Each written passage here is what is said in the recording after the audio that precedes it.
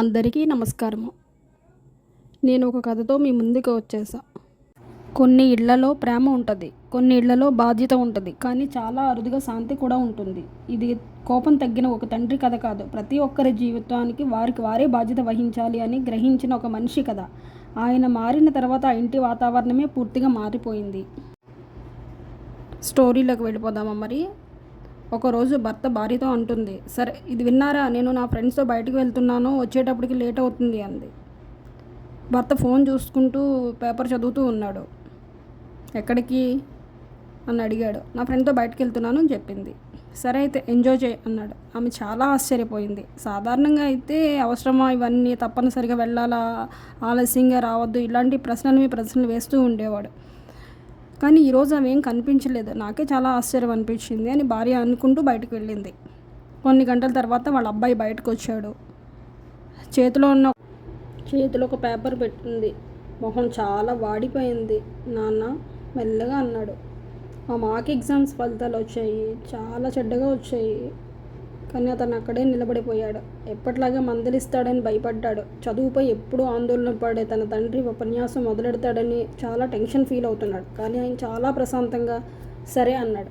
కొడుకు ఆశ్చర్యంతో, అంతేనా, సరే అని అడిగాడు. అవును, ఆయన మృదువుగా సమాధానం ఇచ్చాడు. ఇంకాస్త చదివితే మరింత బాగా మార్క్స్ వచ్చాయి, చదవకపోతే సెమిస్టర్ మళ్ళీ రాయాల్సి వస్తుంది, అది నీ ఇష్టం, నువ్వు ఆలోచించుకో, నీ పరిస్థితికి నీవే సమాధానం చెప్పుకోవాల్సి వస్తుంది అని చెప్పాడు. కొడుకు చాలా ఆశ్చర్యపోయాడు. తన తండ్రి ఎప్పటి నుంచి ఇలా మారిపోయాడు, ఎప్పుడు ఇలా లేడే, ఈరోజు ఏంటి కొత్తగా కనిపిస్తున్నాడు అని అనుకున్నాడు. తర్వాత రోజు మధ్యాహ్నం కూతురు భయంతో లోపలికి వచ్చింది. నాన్న, నేను కారు ఢీ కొట్టేశాను, చాలా పెద్ద ప్రమాదం నుంచి తప్పించుకున్నాను. ఈ పనులన్నీ బలవంతం వల్ల కాదు, తను బాధ్యతగా భావించి చేసుకుంటుంది. మెల్లగా ఇంటి వాతావరణం చాలా తేలికగా మారింది. ఎవరూ భయంతో ప్రవర్తించడం లేదు, అర్థంతో ప్రవర్తించారు. ఎందుకంటే ఒక ఇంట్లో ఒక వ్యక్తి శాంతిని ఎంచుకుంటే అది అందరికీ వ్యాపింపజేస్తుంది. ఒకరి నియంత్రణ వదిలేస్తే మిగతా వారు స్వయంగా తమను తాము నియంత్రించుకోవడం నేర్చుకుంటారు. అలా ఇల్లంతా శాంతితో వ్యాప్తిస్తుంది. కోపం, ఒత్తిడి, అధికారం ద్వారా ఇతరులను నియంత్రించడానికి ప్రయత్నించవద్దు. మీరు బాధ్యతగా ప్రవర్తించండి. ఇతరులు తమ బాధ్యతను గుర్తించుకునేందుకు సహాయం చేయండి. ఇది మీ హృదయాన్ని తాగుతుందేమో చూద్దాం. శాంతియుతమైన రిటైర్మెంట్ జీవితాన్ని గడపాలనుకున్న ప్రతి రిటైర్ అయిన ఉద్యోగికి నేర్చుకోవాల్సిన ముఖ్యమైన పాఠం ఇది. రిటైర్డ్ అయిన ఉద్యోగస్తులనే కాదు, అందరూ ఇంటి యజమాని నేర్చుకోవాల్సిన విషయం ఇది. దీన్ని మంచి విషయంగా మీరు స్వీకరిస్తారని ఆశిస్తూ, మీకు నచ్చితే ఒక లైక్ చేయండి. Thank you.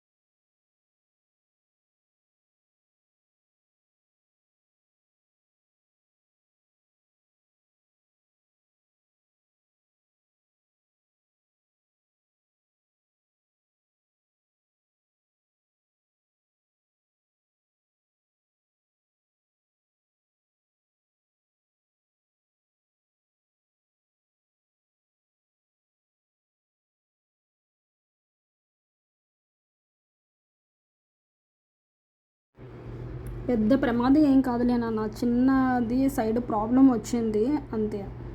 ఆయన అరవలేదు, కోపం చూపించలేదు. సరే రేపు నేను షాప్కి తీసుకెళ్ళి నేను చేయిస్తాను అని. కూతురు చాలా ఆశ్చర్యపోయింది. మీకు కోపం రాలేదా నాన్న అని అడిగింది. ఆయన చిన్నగా నవ్వుతూ, కోపం వస్తే కారు బాగుపడదు కదా, తర్వాత నుంచైనా జాగ్రత్తగా ఉండని సమాధానం ఇచ్చాడు. ఇప్పుడు ఇంట్లో అందరూ అదే ఆలోచనలో పడ్డారు. ఇదే మనిషి, ఇదే భర్త, ఇదే తండ్రి ఇప్పుడు ఎలా ఇంత ప్రశాంతంగా ఉన్నాడు? ముందు ఇప్పుడు లేని చిరాకు, టెన్షను ఇవన్నీ ఇప్పుడు ఏం కనిపించడం లేదేంటి? ఏదైనా అంటే వెంటనే టెన్షన్తో త్వరగా రెస్పాండ్ అయ్యేవాడు కదా, ఇప్పుడు మాత్రం ఇంత కూల్గా, ఇంత ప్రశాంతంగా, ఇంత స్థిరంగా ఎలా ఉన్నాడు? అందరికీ ఇదే సందిగ్ధంలో ఉన్నారు. అట్లా రోజులు గడుస్తున్నాయి. చివరికి ఒక సాయంత్రం అందరూ వంటగది టేబుల్ దగ్గర సమావేశమయ్యారు.